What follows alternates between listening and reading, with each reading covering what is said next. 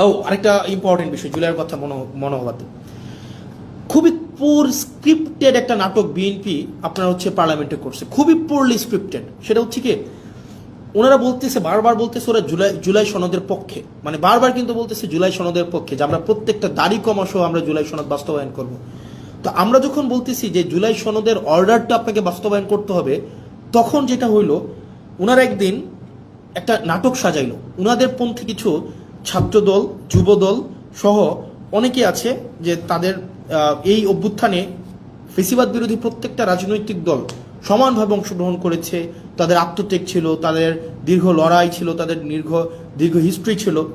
তো ওনারা কি করলেন, কিছু সিলেক্টিভ আহতকে, কিছু সিলেক্টিভ, একদম সিলেক্টিভ কিছু আহতকে বিরোধী দলীয় যেই গ্যালারিটা আছে সেই গ্যালারিটাতে এনে বসাইলো, এবং ওনাদেরকে বলে দেওয়া হলো, পরবর্তীতে ওনাদের মধ্যে অনেকগুলো আহত আমাদের কাছে আসছে যে ভাই আমরা তো বুঝি নাই যে আসলে আমাদেরকে কি কারণে নিয়ে আসা হয়েছে, আমাদেরকে জাস্ট বলা হয়েছে আপনাদেরকে গাদ্দার বলার জন্য, এবং আপনাদেরকে যেন আমরা বেশিং করি, আপনাদেরকে যেন আমরা হচ্ছে ওখান থেকে আপনাদেরকে বেশিং করি, এবং আপনাদের বিরুদ্ধে যেন আমরা স্লোগান দিই।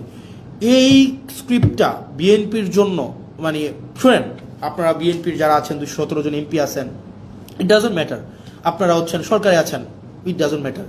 মানে ধরেন কি করতে পারবেন, ম্যাক্সিমাম গুম করে ফেলতে পারবেন, উঠাই নিয়ে যেতে পারবেন বাসা থেকে, এই জার্নিটা এখানে থামাই দিতে পারবেন, সো হোয়াট ভাই। মানে মানে জীবনে তো ধরেন আপনার মানুষ যদি, মানুষের সাথে যদি কানেক্টেড থাকি, মানুষ যদি আস্থা রাখে, বিশ্বাস রাখে, এর থেকে বড় প্রাপ্তির আর কিছুই নাই। আপনারা ওই দিন যে স্ক্রিপ্টটা সাজাইলেন, আপনারা যে নাটকটা সেদিন সংসদে করলেন, এবং আমরা দেখলাম মাননীয় প্রধানমন্ত্রী প্রত্যেক আহতের সাথে একজন একজন করে কথা বললেন।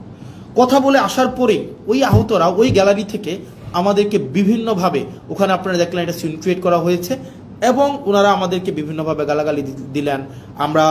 ওনারা বললেন আমরা জুলাই সনদ চাই, আমরা জুলাই সনদ চাই, বিএনপি যেভাবে চাই আমরা সেভাবে চাই। তো আমরা জিজ্ঞেস করলাম বিএনপি কিভাবে চাই বলেন তো?